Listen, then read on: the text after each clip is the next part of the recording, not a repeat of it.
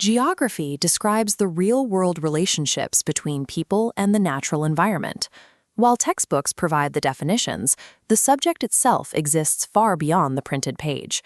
Right outside the school window, we find a vibrant, active landscape full of physical features and bustling human activities. To understand this environment, we need a way to gather specific facts about local trading centers or to track the progress of soil erosion. We gather this information using three distinct toolsets. We start with practical fieldwork, followed by photographic analysis, and finally, data analysis. This lesson will demonstrate how these tools allow us to transition from learning about geography to investigating it for ourselves. Fieldwork is the practical study of geography. It requires leaving the classroom to observe, measure, and record information in its natural setting. Our primary tool is observation. This involves looking closely at how people interact with physical structures, like these shops and transport hubs, and the natural environment. We use measurement to gather exact quantities, like recording the width of a stream or counting how many taxis pass a specific junction per hour. When we need personal facts or history, we use interviews. We speak to local shopkeepers or elders to learn about their lives and the local environment. If we need to collect data from many people at once, we use questionnaires. These printed sheets contain specific questions that allow us to gather standardized information quickly. These fieldwork techniques provide a foundation of local evidence, allowing geographers to rely on recorded facts. The camera is another powerful tool for documenting reality. While maps use symbols, photographs capture a landscape exactly as it appears. The geographic information we can extract depends entirely on the angle of the lens. This perspective determines which objects are visible and which are hidden. A ground photograph is taken at human eye level.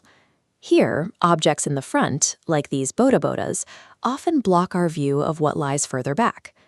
An oblique aerial photograph is taken from a high angle. This allows us to see the sides and tops of structures across a wider area. A vertical aerial photograph looks straight down from the sky. It shows only the roofs of buildings and the tops of trees, providing the flat, accurate perspective needed for making maps.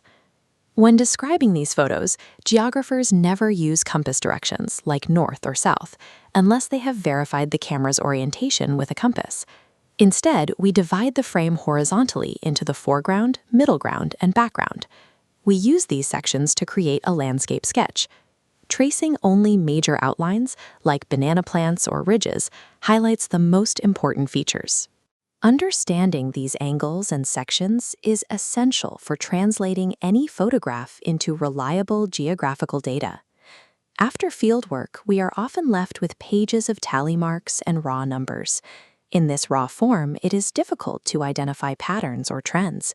We solve this by translating those statistics into charts and graphs, making the relationships between the numbers visible. A bar chart allows us to compare distinct amounts side by side, such as the number of people using different types of transport. We also use line graphs to show how data changes over time, and pie charts to visualize parts of a whole percentage. Data presentation is the final step in proving the discoveries you made in the field. We have covered the complete workflow: observing the environment, documenting it with the correct angles, and organizing the resulting data. Remember that while both are taken from the air, a vertical photograph must look perfectly straight down to differentiate it from an oblique view. Now you will apply these skills to a practical mission, the School Compound Questionnaire. In groups, you will write a short questionnaire about school transport, interview 10 peers, and then tally your findings into a bar chart. The real world right outside your window is waiting to be measured and documented. Get out there and observe.